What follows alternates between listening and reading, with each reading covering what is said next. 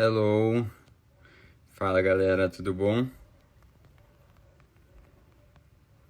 Tô aqui escrevendo um comentário pra deixar fixado. Fixar. Estão animados pra live? Eu tô. Eu conversei com ele por WhatsApp. Vocês não sabem o que é o privilégio de ter Walter Ugumãe no WhatsApp.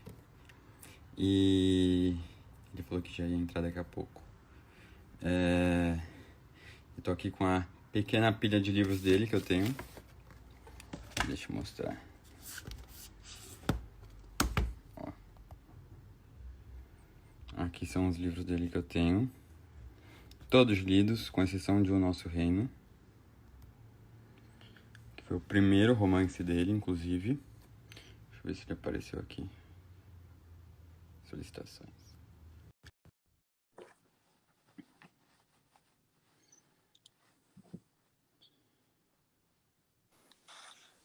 Olá! Pedro, olá, tudo bem? Tudo ótimo e com você, Valdo. Que honra para mim e para os meus seguidores, tenho certeza, ter você aqui com a gente nesse domingo para conversar sobre livros. Então, muito bem-vindo aqui. É muito gosto, muito obrigado pelo seu convite e obrigado sempre pelo esforço que você faz divulgando os livros, não só meus, mas de tanta gente. O mundo fica seguramente mais bonito, melhor, com pessoas como você. Ah, obrigado. Eu fico feliz demais. Eu divulgo tanto os seus livros porque realmente eles foram muito marcantes e ainda são para mim. Eu até lembro quando eu li o primeiro livro que eu li seu foi A Máquina de Fazer Espanhóis, que é até o meu preferido hoje em dia.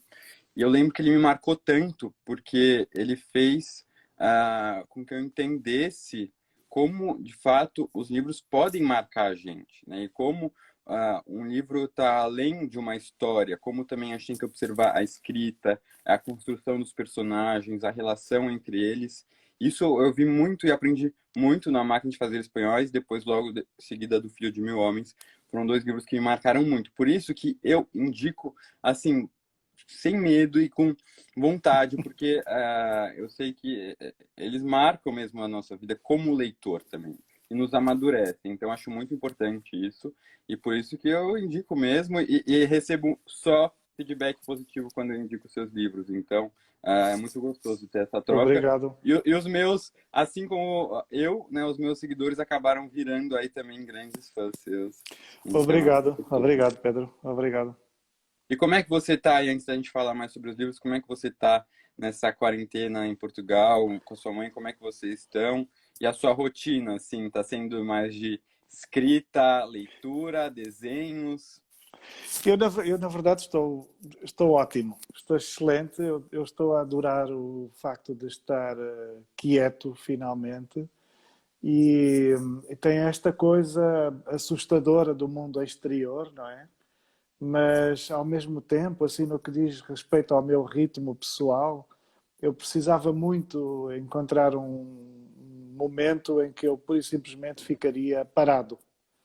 E claro que nunca imaginei que pudesse surgir um vírus, esta realidade distópica que produzisse isso, não é? Mas eu sinto até que em termos de saúde, já não só mental, mas até física, eu precisava muito de ficar quieto.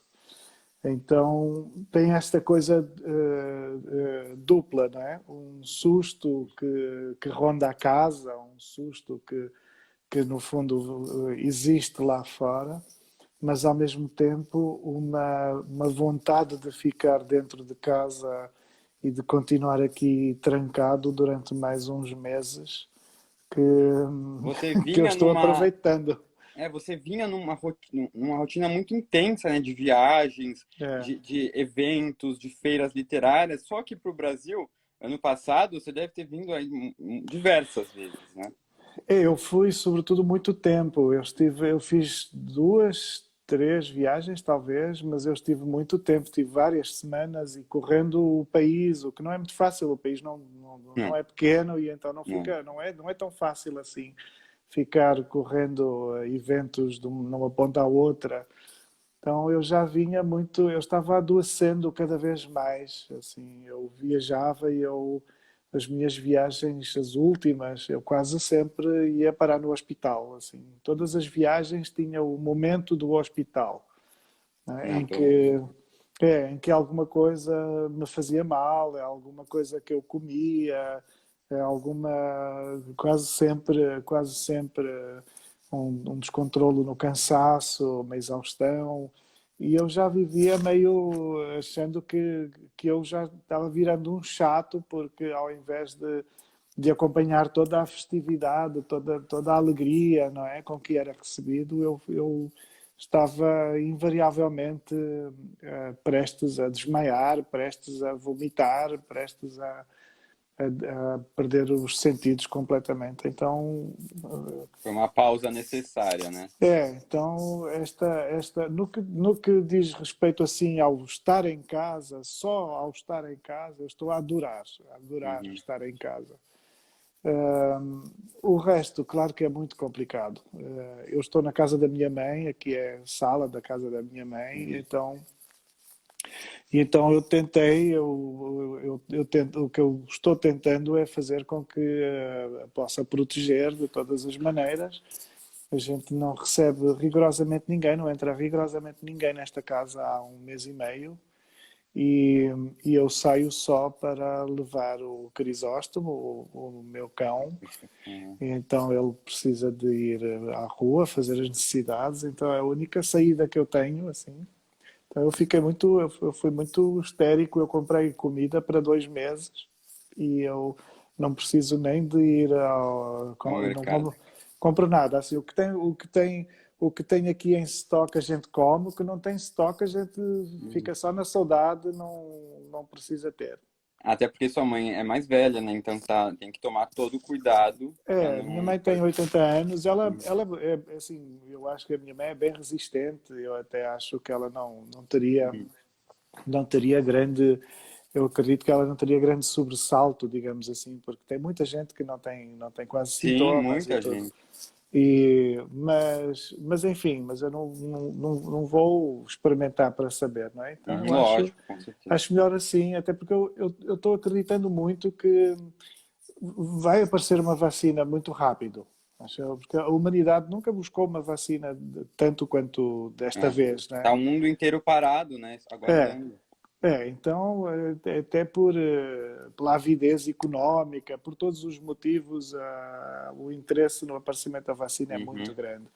Então, uhum, eu acho que começa a haver alguns discursos dizendo que talvez ainda esse ano possa surgir, as pessoas possam começar a ser vacinadas ainda esse ano. Então, eu mantenho essa esperança e no entretanto, eu fico assim, eu limpei a minha cabeça para gostar de estar em casa uhum. e para gostar desta experiência e fazer com que esta experiência não seja difícil, não é? Então, eu acho que as pessoas que estão perdendo alguém ou que estão passando pela doença com sintomas difíceis, graves, essas são as pessoas, ou então quem está sem poder financiar Uhum. a sua reclusão, aí sim são as pessoas por quem eu me compadeço, né?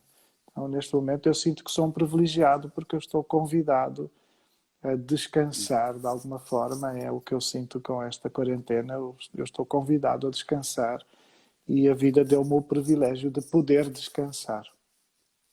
E porque até nessa rotina que você tava, né, tão corrida, como é que era o seu momento de escrita? Ficava reduzido, de certa forma, ou não? Você conseguia escrever? Não, eu escrevia pequenas coisas, eu ia escrevendo as minhas crónicas, as minhas colunas na imprensa e tudo isso, mas para trabalhar num livro mais longo, num romance, eu preciso muito de desaparecer, eu preciso muito de ficar quieto muito tempo. E depois eu estou ficando cada vez mais velho e cada vez pior, no sentido em que eu não tenho mais antigamente eu poderia estar escrevendo, ouvindo novela. Assim, Uhum. eu deixava a novela para não perder e eu conseguia ir prestando atenção às coisas que me interessavam mais e eu continuava escrevendo a máquina de fazer espanhóis. Nossa. Então as coisas aconteciam ao mesmo tempo porque a cabeça ela estava tão descansada, ela era tão limpa ainda que não provocava assim grande efeito. Então eu podia ser interrompido, eu podia atender um telefonema, eu podia ser irritado por alguma coisa que me irritasse. E agora eu sinto que eu virei sei lá, uma delicadeza profunda, qualquer coisa e eu tomo como um pretexto para não escrever mais. Né? Eu fico assim meio cada vez mais desorientado. O cansaço acaba por produzir uma desorientação e eu fico sem vontade. Eu fico assim como se eu ficasse magoado com o mundo, porque o mundo não me deixa escrever. Então é um sintoma muito ridículo. Porque, É na uma... verdade, é o resultado e o efeito, eu acho que da proporção que o seu trabalho tomou, né? Da dimensão que ele tomou de atingir aí milhares e milhares de leitores. Então, é, ainda que tenha essa demanda, né, de eventos para você comparecer, porque o público e os seus leitores querem te conhecer, querem ouvir você falar, e você deve sentir também uma certa obrigação, né, de também devolver todo esse carinho que você recebe, mas ao mesmo tempo a gente também quer que você tenha o seu tempo para conseguir escrever, porque eu, por exemplo, já esgotei aqui seus livros e estou esperando os próximos. Então, eu a gente também precisa de estou, você escrevendo. eu estou super curioso para ler o próximo.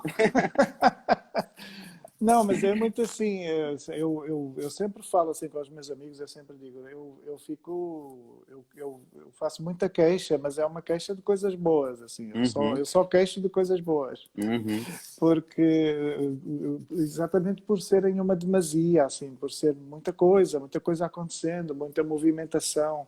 E eu acho que elas produzem, eu vou sucumbindo, eu vou piorando até como pessoa, exatamente porque eu não quero perder, ou não quero dizer que não. Sempre tem alguém assim, mais amigo, Uhum. alguém que me diz, mas é para voltar a este lugar, assim, se me disserem para eu voltar, eu sempre quero voltar a São Paulo, eu estabeleci, de início eu não entendia a cidade, não conseguia sentir conforto rigorosamente nenhum na Caos. cidade, não é?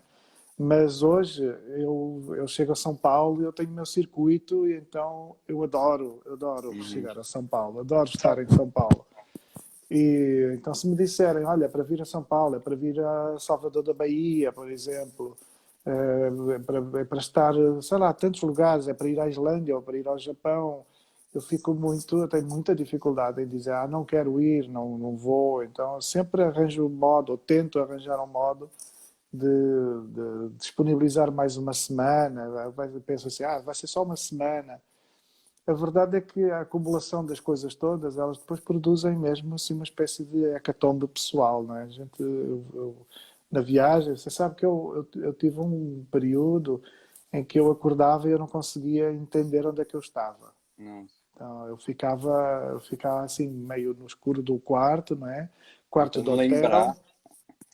Eu às vezes acendia a luz e pensava, isso eu sei que não é minha casa, não é? É, assim, é algum lugar, eventualmente, eu sei que estou num hotel, em princípio, mas eu Em qual cidade você já não é, conseguia não lembrar? conseguia lembrar que país eu estava, assim, Nossa. que país é este, assim, o que é isto? E a primeira vez que isso aconteceu foi há uns anos, e eu pensei que estava em Berlim, que é uma cidade que eu adoro. Uhum. Então eu acordei e pensei assim, eu acho que estou em Berlim. E até tive assim um primeiro instante de pensar que bom, o que é que eu tenho para fazer hoje? Qual será a minha agenda? Será que eu Aham. posso pura e simplesmente Passear. cair nos museus, ir à Dussmann, que é uma loja de livros e discos que eu adoro? E eu abri a janela e eu estava em Atenas, eu estava na Grécia. Então, Um eu pouquinho estava no, diferente. eu estava num hotel maravilhoso, eu estava diante do templo de Zeus. Então, você Nossa. vê como eu estava. As minhas queixas são queixas de coisas incríveis, são queixas de Aham. coisas boas, né? Então, eu abri aquela janela e vi o templo de Zeus e eu pensei, uau, eh, não é Berlim, é outra coisa, assim, Uhum. é Atenas, mas ao mesmo tempo eu pensei assim, foi a primeira vez que aconteceu de uma forma tão grave, porque eu pensei, como é que é possível um ser humano estar alojado diante do templo de Zeus e acordar e não saber que está alojado Uhum. diante do templo de Esse Deus? privilégio, né? Como é que eu pude esquecer que eu estou tendo este privilégio incrível de estar alojado neste momento diante desta coisa impressionante? Então, foi assim um primeiro sinal. E isso aconteceu talvez há uns 6 anos já. E foi um E o primeiro ritmo só sinal, vem assim. aumentando, né? E a coisa foi piorando, piorando. E então hoje, de facto, eu acho que é possível que quando pudermos sair à rua, ou sobretudo quando eu quiser sair à rua, porque isso vai ser assim um bocadinho, agora vai ter o ritmo de cada um, não é? Uhum. Vai corresponder um pouco à necessidade de cada um. Mas eu acho que quando eu sair à rua vou sentir que vou ser uma pessoa um pouco diferente, talvez possa recuperar um bocado daquele Walter que eu era e que eu deixei de ser com Uhum. tanta confusão que aconteceu na minha vida. Eu acho que esse momento, né? Talvez realmente muitos de nós saiam um pouco diferentes, né? É, É, porque, querendo ou não, é um momento que a gente está tendo, e que é muito raro no nosso dia a dia corrido, que a gente tem, principalmente aqui em São Paulo, né, nas grandes cidades, que a gente não tem o costume de ter um momento só pra gente, né? De ficar parado, de uhum, é, saber lidar com nossa própria companhia, e só ela. A gente é, não tem esse é, costume, a gente não para pensar, para ficar com, né, com a gente, até é meio angustiante para alguns, porque é o momento que a gente vai começar a se encontrar e encontrar com os nossos próprios conflitos, né, com as nossas angústias, os é verdade. nossos anseios. Então, e agora a gente está tendo esse tempo, querendo ou não, né, de ficar aí. E isso realmente faz com que a gente pense e se transforme um pouco, né? É. Você É um sabe que tempo mais de reflexão. eu penso até que faço uma certa questão, assim, para mim seria uma falha, seria falhar insuportavelmente se no fim desta reclusão eu sair de casa igual ao que eu era. Uhum. Então, eu acho que nós todos estamos meio convidados a uma maturação. Então, é uma oportunidade, é uma coisa que será mais difícil ou menos difícil consoante cada pessoa e consoante as condições que cada pessoa tem, mas de algum modo nós todos estamos convidados a uma consciencialização, assim, a uma mudança de consciência. Então eu queria muito acreditar que aquilo que eu tenho estado a pensar e a sentir se torne numa decisão assertiva, numa decisão inequívoca para uma conduta um pouco diferente quando as coisas se normalizarem, não é? Que eu não quero voltar à mesma. Uhum. Alguém dizia, alguém propagava na internet uma frase que eu gostei muito, que dizia qualquer coisa como não, não é possível voltar ao normal porque o erro era exatamente a normalidade. Uhum. Gostei, gostei. Então é isso. Eu não quero voltar à normalidade. Eu quero muito acreditar que posso lidar com a minha vida de Uhum. outra forma, estabelecendo uma outra relação comigo mesmo e com os outros. E como é que Então, está sendo essa sua rotina aí na quarentena, né? O que que você está fazendo? Você está lendo bastante? Você está conseguindo escrever na quarentena ou está desenhando? Porque, para quem não sabe, o Walter, ele não só escreve lindamente, mas desenha muito bem, né? sim. E, inclusive, eu ganhei um desenho dele. Quando eu ganhei isso, quando ele veio para São Paulo, eu quase morri quando eu recebi. E aqui tem um livrinho escrito Bookster. Eu vou enquadrar isso quando eu for para minha casa, me mudar dos meus pais, que aqui não tem nem parede mais nesse quarto, que só tem livro, mas isso vai para uma parede assim em destaque. E depois eu vou mostrar nos stories para o pessoal em detalhes, que eu fiquei apaixonado assim foi um carinho muito grande, um gesto de carinho que me emocionou demais. Então eu quero saber que você, o que que você está fazendo aí mais assim no seu tempo de quarentena? Além de dormir muito e pasmar muito, assim, eu fico pasmando muito na Uhum. quietude absoluta. E eu considero isso o trabalho, assim, eu preciso muito desse trabalho da observação do nada, não é? Ficar olhando o teto. Eu deito na minha cama de solteiro, eu fico só olhando o teto e tentando limpar a cabeça para que um novo mundo possa inscrever-se no meu pensamento. Mas depois eu tenho sempre uns cadernos, assim, uma espécie de diários em que eu anoto palavras, frases e no meio de desenhos e de coisas que eu tento preservar de alguma forma. Eu tenho lido uma quantidade de coisas, ando muito em torno de muitos poetas também, e, e quero muito. Eu tomei uma decisão assim. Eu estava terminando e estou terminando um romance novo, mas eu acho que este não é o ano para editar um romance, porque eu venho escrevendo, estou terminando um romance passado no Brasil, no meio do século XIX, num encontro entre os povos negros e os povos ditos indígenas, mas eu não acho interessante este ano, o mundo virou monotemático, não é? O mundo só tem um tema, então não é muito interessante, nem até pelo motivo de eu não poder viajar para o Brasil. Uhum. Não vai ter como ir ao Brasil este ano, não é? Então seria muito frustrante eu editar finalmente um livro sobre o Brasil e não poder estar aí ou passar por aí.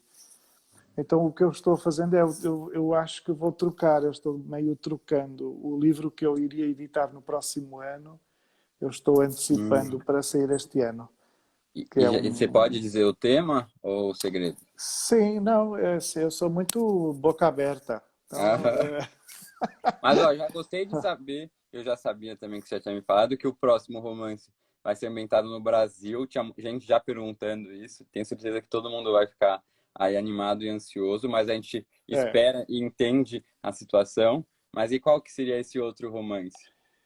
o livro que vai sair este ano, o que eu estou propondo para este ano, é uma espécie de. É uma memória da minha infância. A minha infância Demais. foi muito peculiar. Assim, eu tive uma infância muito.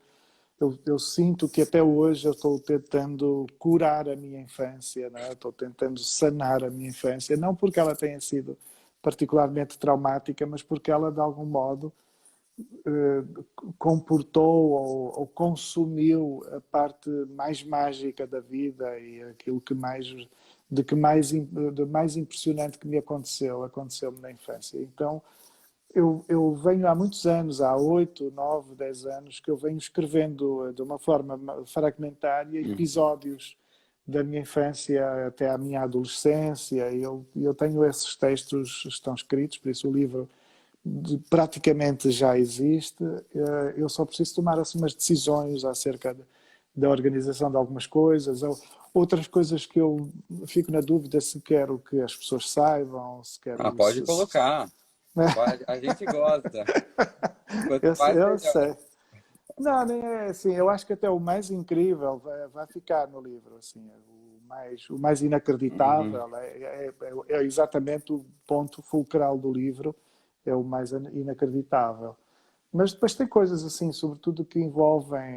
Eu não quero que eu não quero que nenhuma memória sirva para agredir ninguém ou para Uhum.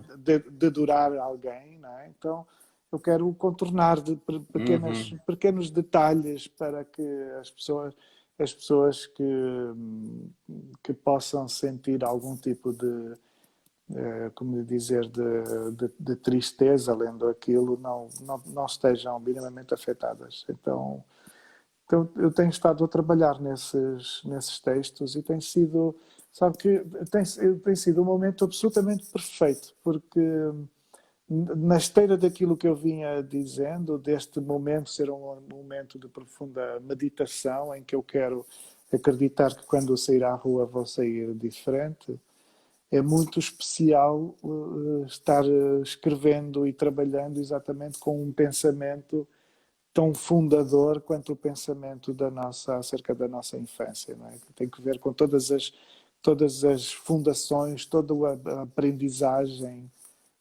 inicial. Então é como eu estar propondo quase não digo um renascimento, mas um regresso a uma pessoa que eu fui e que eu não gostaria de esquecer ou não gostaria de Uhum, perder. uhum. Então é isso que eu tenho feito assim. Eu tenho sobretudo Organizado esses textos. e tenho estado a escrever assim, e entra um bocadinho na minha rotina, a minha rotina de escrita quando escrevo romances e tudo isso, ela é muito intuitiva, ela é profundamente intuitiva e muito caótica, muito difícil de disciplinar. Uhum, E então o que acontece é que eu tanto posso às 4 da tarde escrever 2 páginas ou 3 ou 4 páginas, como posso às 5 da manhã estar escrevendo 2 ou 3 ou 4 páginas. Por isso é assim uma coisa sem regra. meio sem regra e que obedece a um impulso um bocadinho descontrolado ou incontrolável e que faz muito de ter a sensação de que os textos são meio dádivas, assim, eu não os controlo completamente. Uhum, Eles acontecem perante a minha própria perplexidade, né? Fico muito perplexo com aquilo que escrevo. E até nesse ponto da escrita, tem muita gente, muitas perguntas aqui, que eu estou lendo as perguntas que estão mandando, Uhum, sobre o seu processo criativo, né? Assim, primeiro, eu acho que quais seriam suas maiores inspirações, né, uhum, de autores e como funciona esse seu processo criativo até, porque a gente sabe que a sua escrita ela é muito característica, né? Ela tem uma poesia muito forte, então você, uhum, né, deve ler muita poesia também, imagino. uhum. Então eu queria que você falasse um pouquinho disso pra gente. Sim, eu leio sobretudo poesia. Eu estava vendo, eu não sei se você sabe, mas eu sou curador de uma coleção de poesia recente em Portugal. Não, não Então sabia. eu vivo muito rodeado de livros que eu edito ou que vou editar. Uhum, Por exemplo, este é um poeta, o João habitualmente, é um poeta aqui do Porto. O José Rui Teixeira, um outro poeta, são poetas portugueses, enfim, eles são inéditos aí no Brasil, mas Andréa Cefaria é uma das poetas mais brilhantes do país neste momento, uma mulher incrível. Uma estreia que fiz agora, o Emanuel Madalena. tem que publicar aqui no Enfim, Brasil também isso. eu até quero. A poesia completa do Fernando Lemos, o surrealista, pintor, fotógrafo. O Brasil às vezes não tem muita noção de Fernando Lemos, mas o Fernando Lemos viveu mais de metade da vida no Brasil. Foi namorado da Hilda Hist. As fotografias, Nossa. aqueles retratos maravilhosos que foi feito no Sesc, uma exposição Uhum. incrível, são do Fernando Lemos. Aliás, ele Não sabia. fotografou praticamente toda a gente aí no Brasil, assim, todos os autores. Então essa é a poesia completa dele. Eu vivo muito rodeado de poesia, até por este motivo de alguma forma ser editor de poesia, não é? Uhum. Orientando essa coleção. Mas depois a minha disciplina, assim, no terreno, no momento de oficina em que eu quero começar a escrever, eu não posso ter livros exatamente comigo. Não, eu preciso de distanciar daquilo que os outros escreveram para encontrar um pouco a minha linguagem, esse território que não é de ninguém, não é? Como diria o Manuel de Barros, um idioma que não existe, não é? Ir Uhum. ao encontro de uma palavra que não tem idioma. Então eu afasto. E nessa altura aquilo que me acompanha mais é a música. Música. Eu sou muito melómano, sou muito, como dizer, eu sou completamente, eu não consigo suportar o Uhum. silêncio constantemente. preciso de adornar o silêncio, preciso que o mundo seja meio artificial, não é? A natureza, para mim, ela não tem deslumbre bastante. Eu preciso do artifício. E a música é isso, é um artifício. Ela não é natural, não foi feita a arte, não foi feita pela natureza, não foi inventada pela natureza. É uma coisa do homem, é uma coisa da humanidade. E, e eu mergulho no som. Sobretudo vou buscar as minhas obsessões mais comoventes. Eu sou muito... eu adoro Bach, por exemplo, adoro Mahler ou Brahms, então eu ouço muita música clássica e, há ali um portal para mim.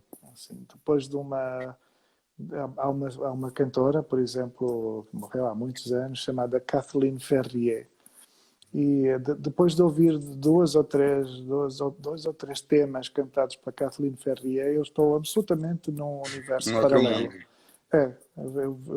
Eu entro num universo paralelo que não tem mais, onde eu sei que entro sozinho, mas onde eu não sinto que esteja sozinho, porque é tudo uma espécie de abertura para um espaço de pressentimento em que eu pressinto que existe alguma coisa para saber e que talvez tenha o privilégio de poder aceder a um conhecimento que não acederia de outra forma. Isso não é uma coisa nada científica, Uhum. não tem nada assim é meio, não diria mística, mas ela trabalha assim com os vários planos É a da sua mente, forma de né? se desconectar do mundo, né, É, de fora e é, conseguir entrar um pouquinho em você. trabalha, Conseguir. eu acho que eu escrevo muito nesse desafio de tentar parcelar a mente, não é? E dizer assim, olha, a cabeça do dia a dia está aqui, a cabeça que trata de almoçar e de passear o cachorro, não é? Mas depois há um patamar um bocadinho mais abaixo ou eventualmente mais acima, onde as coisas acontecem de outra forma e onde as ideias podem acontecer e podem esperar. Legal, máximo. E uma coisa que eu queria também conversar com você é dessa sua relação com o Brasil, que é muito Uhum. forte, né? Eu já vi você falar algumas vezes sobre ela, eu acho muito bonito isso. Até quando a gente pensa, talvez, de onde isso teria começado, e aí eu já me lembro logo daquela sua fala na Flip, né? Que eu acho que talvez aí foi um Uhum. momento, não sei se para você tem momentos anteriores a isso que tenham, né, acendido tanto ou sido tão marcantes com a sua relação com o Brasil, mas para quem não sabe, tem um vídeo muito lindo do Walter Guimarães na Flip. Qual ano que foi? Foi 2011, vai fazer 2011. 10 anos no próximo ano. Uhum. Que você se emociona muito, né? Lendo um trecho. E eu queria que você falasse um pouco dessa relação, porque você tem um público muito grande aqui no Brasil e o seu Uhum. trabalho é muito bem recebido aqui, né? Uhum. Não sei se você vê talvez um motivo para isso específico. Como é que surgiu isso? Eu tenho, assim, eu acho que eu queria até votar no Brasil, assim, eu gostaria muito de não ser absolutamente estrangeiro no Uhum. Brasil, porque eu não me sinto absolutamente estrangeiro. Você não é.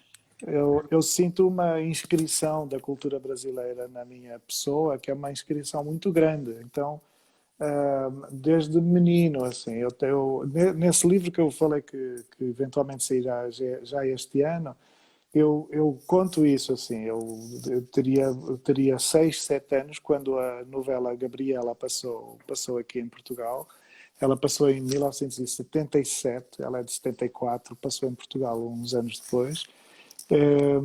E, eu acho que foi o primeiro instante em que o radical brasileiro começou a ganhar relevância na minha vida, que era primeiro ser proibido de ver, por exemplo, porque havia cenas em que a Sónia Braga, nos anos 70, mostrava o peito e a gente não podia ver, não era, eu como criança não era autorizado a ver, e então havia sempre ali uns instantes na televisão em que os meus pais, ou sobretudo o meu pai, mandava que a gente não olhasse para o lado ou fosse para a cama mais cedo. Então a avidez por ver a Gabriela era cada vez maior, porque a Gabriela parecia uma enciclopédia ilustrada, não é? Uhum, uhum, Tudo que a gente queria saber estava ali. Não é? E isso fez, eu não sei se o deslumbre da Sónia Braga, o deslumbre do Jorge Amado, da música brasileira, foi tão imediatamente claro que para mim eu nunca mais consegui ficar distante, ou seja, o universo das novelas, mas depois o universo da literatura e da música foi-me tão apelativo que eu não consegui crescer sem estar assim, eu concretamente vivendo em Portugal, mas havia uma atmosfera brasileira na qual eu me inscrevia espiritualmente, culturalmente, era uma atmosfera que eu instalava em meu redor como se fosse uma segunda realidade.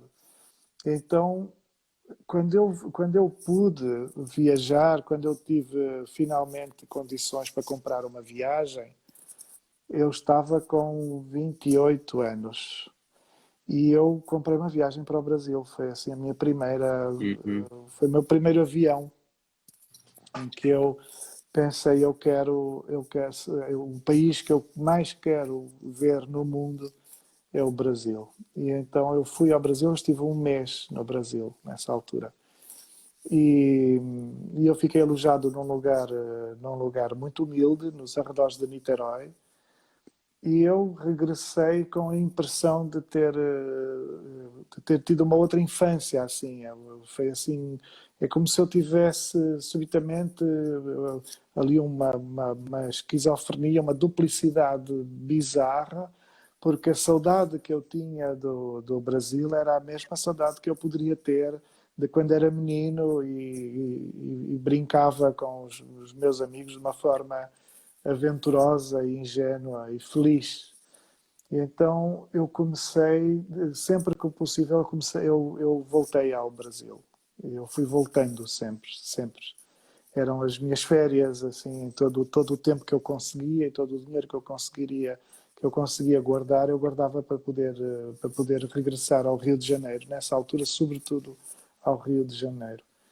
E quando eu chego à Filipe, eu chego depois de os meus livros terem sido recusados por todas as editoras do país. Assim, Uhum. eu já tinha ganho o Prémio Saramago há uns anos. Eu ganhei o Prémio Saramago em 2007, Com remorso. com Remorso de Baltasar Serapião, exatamente. E desde 2007 ou 2006, mas sobretudo 2007, com o prémio, até 2010, as editoras todas recusavam os meus livros. Achavam que eu que seria muito complexo, muito literário, muito exigente e que não teria público. Eu vendia muitos livros em Portugal. Ou Uhum, seja, eu tinha muito público em Portugal. E aqui em Portugal houve muita gente também que achava que eu venderia sempre pouco por ter um estilo exigente, por não ser uma literatura mais fácil de todas. A verdade é que eu vendia sempre, eu vendia livros o suficiente uhum. para não ser um fracasso, não é? E subitamente a editora 34 e a Kozak Naif, ao mesmo tempo, aceitaram cada uma editar um livro meu. Então, nessa altura, em 2011, quando eu vou à Flip, eu já frequentava o Brasil há uns 12 anos. Entendi. E eu tinha feito assim, eu tinha investido todas as minhas férias e todo o dinheiro que eu tinha podido ganhar, eu tinha investido em conhecer o Brasil, em estar no Brasil. Então, por isso essa comoção, né? Por isso a comoção na Flip, essa oportunidade de finalmente estar no Brasil como um autor publicado. E até digo mais, a Flip foi muito retumbante. Imediatamente no dia seguinte eu estava nos jornais e aparecia na televisão e tudo isso. Os livros começaram a vender muito e eu recebi dezenas de convites para festivais, encontros, crónicas, colunas, em jornais, em tudo e mais alguma coisa. E eu recusei tudo durante um ano. E eu recusei sempre dizendo a mesma coisa. Eu pedia que, como as pessoas estavam a descobrir a minha pessoa e a descobrir os meus livros, era muito importante para mim que as pessoas quisessem que eu voltasse depois de lerem os livros, para que não fosse uma coisa assenta apenas numa comoção, como se fosse um acontecimento da era da internet Uhum. em que alguém fica Viraliza. viraliza assim, fica famoso sem motivo nenhum, não é? Sem razão nenhuma E depois some também. e depois some. Então eu fui dizendo assim, muita gente achou que eu estava cometendo um erro muito grave por ter recusado alguns convites das melhores organizações, dos melhores eventos, mas para mim era um imperativo de consciência. Eu queria que se algum tipo de relação houvesse de ser estabelecida, que fosse assente num conhecimento efetivo de quem eu era, e não por causa de um aspecto mais ou Uhum. menos folclórico, não é? Para não ser uma coisa folclórica. E então foi muito importante para mim quando um ano depois eu voltei para um evento, para uma apresentação. Eu ia muito até meio assustado, não é? Assim, eu ia muito sem saber assim o que é que Como seria a reação das pessoas? agora deixa eu olhar na cara das pessoas agora que leram, não é? Aham. Que leram alguma coisa, deixa eu olhar. E tem sido sempre muito incrível.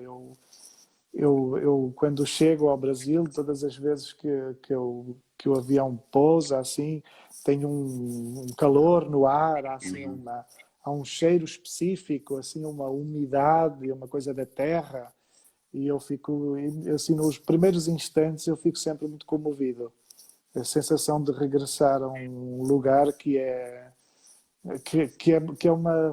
um radical meu, é um lugar que é uma raiz minha, então e que é muito diferente de Portugal, mas eu sinto que preciso É dessa um pouco sua diferença. casa também, assim. Eu preciso dessa diferença, assim.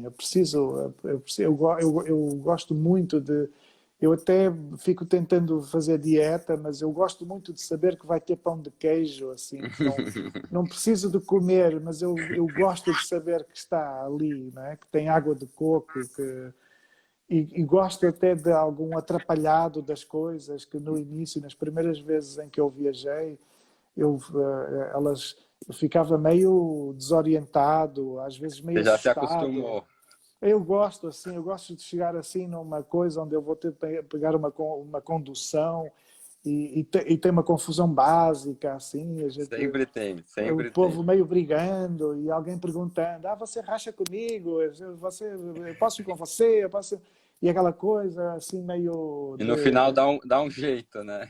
dá um jeito para mim, dá um jeito para você, não sei o quê, assim, tudo bem, vamos mesmo isso, né?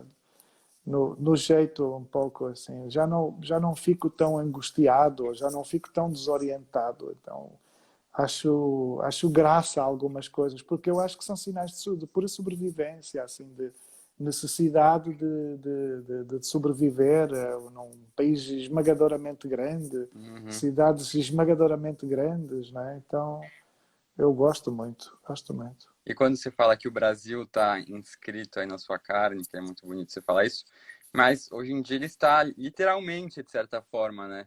Inscrito quando você fez. Eu estava lá na Filha Araxá quando você fez a tatuagem. Sim, ah, lembra que você mostrou no meio do palco a sua tatuagem? foi.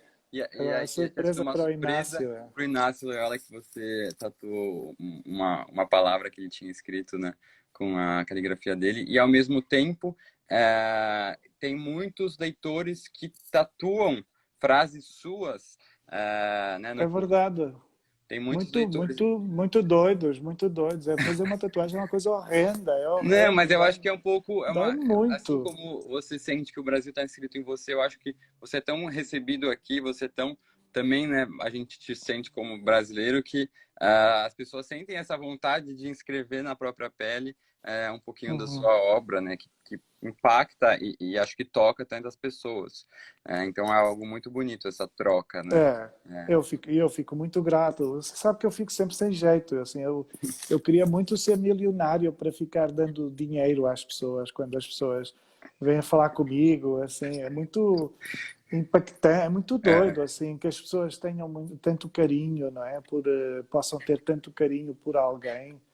Eu tenho experiências no Brasil absolutamente inesquecíveis, até de muito cuidado, assim, no Brasil e fora do Brasil, mas com brasileiros. Acontecem coisas muito, muito. Você sabe que uma vez aqui no Porto, eu fui fazer uma apresentação e alguém veio insistir que imediatamente depois daquela apresentação eu deveria ir correndo para um estúdio da televisão para entrar em direto no noticiário.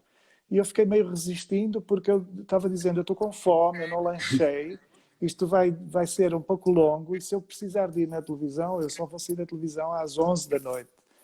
E eu vou cair de fome.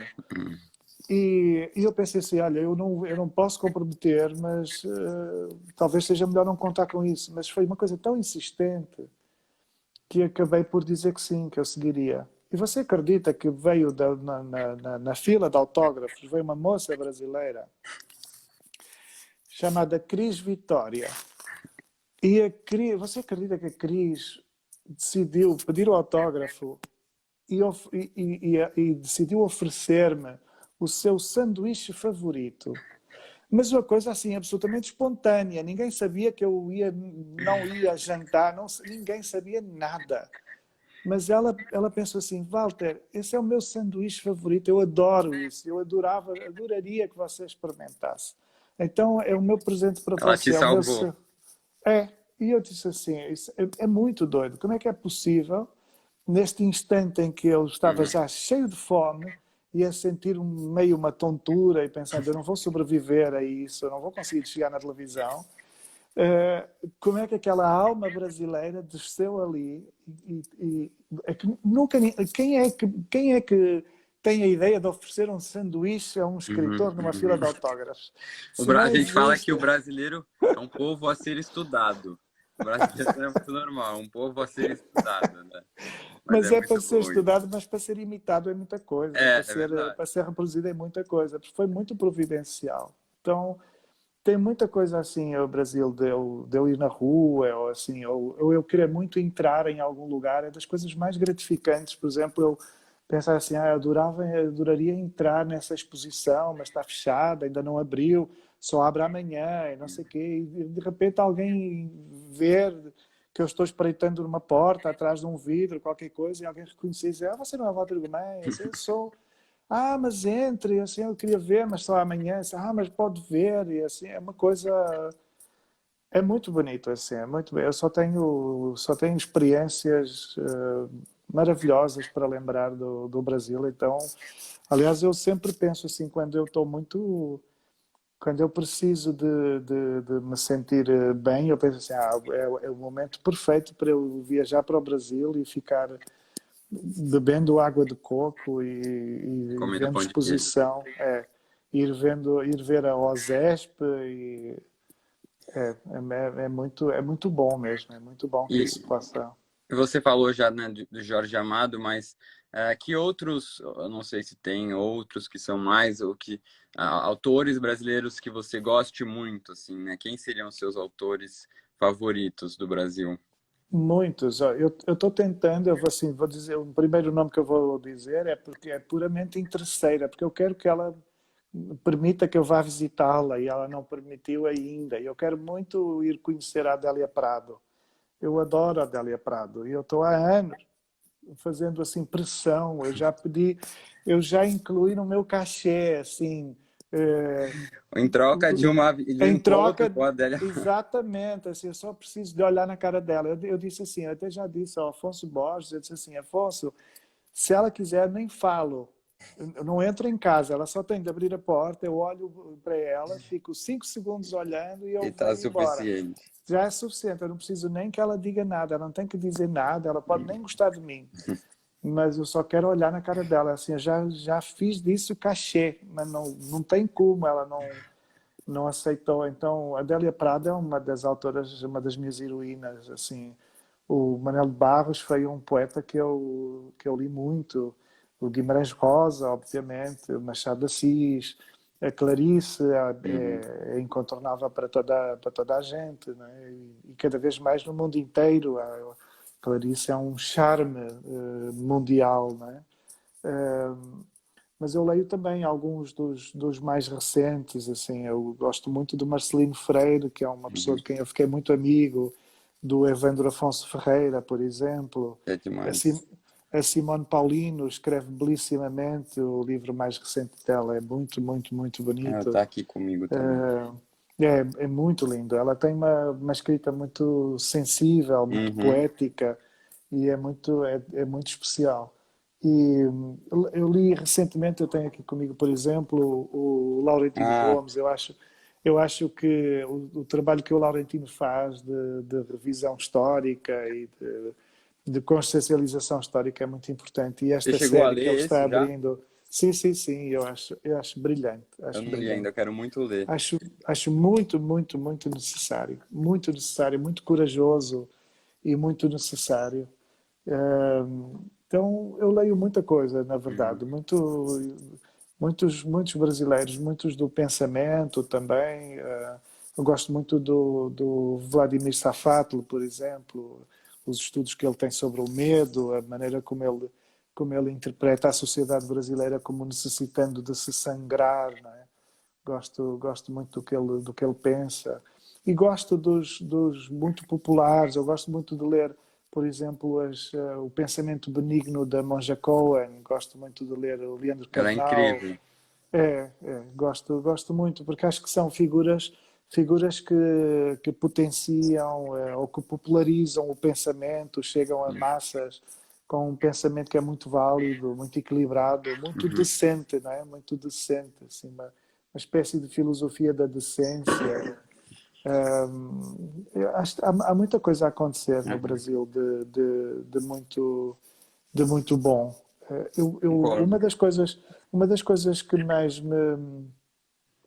me interessa e que é muito difícil para mim conseguir, mesmo quando viajo para aí, são as literaturas das periferias, as coisas mais marginais.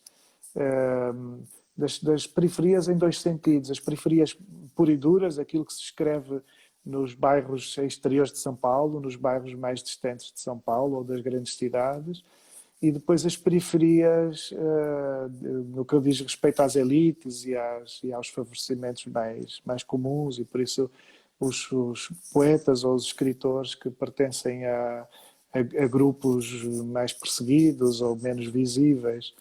Então, é sempre aquilo que eu tento encontrar. Tenho muita dificuldade em encontrar, por exemplo, a literatura dos diversos povos negros, a literatura há muita coisa a acontecer na comunidade LGBT, por exemplo, e eu tenho é muito difícil encontrar. Quando eu vou quando alguém fala de uma livraria que vai ter, tem sempre uma coisa ou outra, nunca tem aquilo que eu vejo até às Uhum. vezes no Instagram, que tem muito mais, né? Coisas como a Sim, Natasha sim. Félix, por exemplo. A gente tem que, e até eu acho que eu, né, que consigo dialogar com bastante gente, eu tento sempre diversificar muito o que eu tô lendo e dar também a chance de livros que são pouco conhecidos Uhum, ou que pelas temáticas, né, não sejam tão valorizados ou comercialmente interessantes, para dar essa uhum, visibilidade, né, para que isso consiga né, o mercado consiga entender que tem uma demanda para isso, porque de é, fato você não encontra em livrarias. Assim, você vai em livrarias pequenas de cidades menores, você não vai encontrar aí. para Quem não. mora em São Paulo tem o privilégio de ter, né, livrarias maravilhosas, que mesmo assim às vezes não tem Tem a um acervo dificuldade, tão é. exatamente. É. Então a gente tem que mostrar que o interesse e que também tem, porque muitas pessoas não sabem o que tem além dos best-sellers, né? Ficam É. perdidas. Então, é muito importante nessa divulgação, realmente, e de que tem Uhum. muita coisa boa, e tem muita coisa boa sobre temas socialmente relevantes, né? Que É. precisam ser Você sabe, falados. sabe, Pedro, que eu sou, de alguma forma, Portugal é muito incomparável ao Brasil no que diz respeito à organização social, é Uhum, muito, enfim, nós seríamos uma pequena amostra. O que nós temos aqui é uma amostra muito incomparável. Os conceitos de periferia aqui têm mais que ver com o estar distante, não uhum, significa tanto, não significa tanto uma discriminação pura, uma falta de acesso às coisas, significa uma longura, não é? Uma espécie de habitação na paisagem. Mas eu fui um autor muito pouco óbvio. Eu sim. comecei na mais pequena das editoras. Os meus primeiros livros, eles tiveram tiragens minúsculas, eram livros de poesia, e foram editados numa editora que, inclusive, terminou, acabou em poucos anos, uma editora minúscula, muito pequenina, de Coimbra, ou seja, Portugal, no máximo, tem editoras em Lisboa e no Porto, assim, as Uhum, grandes estruturas são em Lisboa e no Porto, são quase todas de Lisboa, mas depois há algumas estruturas no Porto. Mas uma editora em Coimbra é uma coisa assim um bocadinho já bizarra, não é? Uma coisa já que não é um bocadinho já excluída por natureza. E uma editora minúscula de poesia, feita por uma mulher sozinha, uma mulher ainda por cima, nossa. uma mulher maravilhosa que era uma operária fabril e que decidiu um dia despedir-se para começar a editar livros de poesia, mesmo que não tivesse dinheiro para o fazer. Uh, Enfim, eu venho desse mundo do impossível, Uhum, praticamente. É mais do que o mundo do improvável, é praticamente o mundo do impossível. E é verdade que muita gente, muitos colegas que estrearam nessa editora, muitos foram se perdendo, deixaram de escrever, outros foram passando para outras editoras e poucos, é verdade. E dentre todos eu serei aquele que tem mais visibilidade, que hoje poderá ter muito mais visibilidade, né? Mas nunca foi uma coisa garantida, nunca ninguém disse uhum. assim, olha, vamos escolher esse careca e vamos fazer com que ele seja um autor conhecido, não é? Vamos fazer com que ele venda livros. Isso nunca ninguém prometeu, nunca ninguém disse que faria, que conseguiria. E muito pelo contrário, muita gente dizia assim, eu tinha críticas excelentes aos meus livros, mas a expectativa era sempre, esse cara vai ser sempre marginal, vai ser Uhum. sempre aquele indivíduo do submundo que ninguém vai, nunca não vai, não é possível ser popular porque o estilo dele é muito disfórico, é muito espesso e depois tem muita coisa muito atrapalhada que talvez não seja límpida para um leitor mais rápido, não é? Mas hoje, quando eu procuro livros, eu tenho muita ansiedade em relação a esse mundo dos improváveis e dos Uhum. impossíveis. É onde eu normalmente encontro. É claro que há coisas excelentes em todas Sim, as sim, sem dúvida. plataformas, em todos os focos, né, de visibilidade. Mas eu tenho muita ansiedade por esses que ninguém vê, né? Ou que muito pouca gente vê. Uhum. Então, Que bom, porque que bom.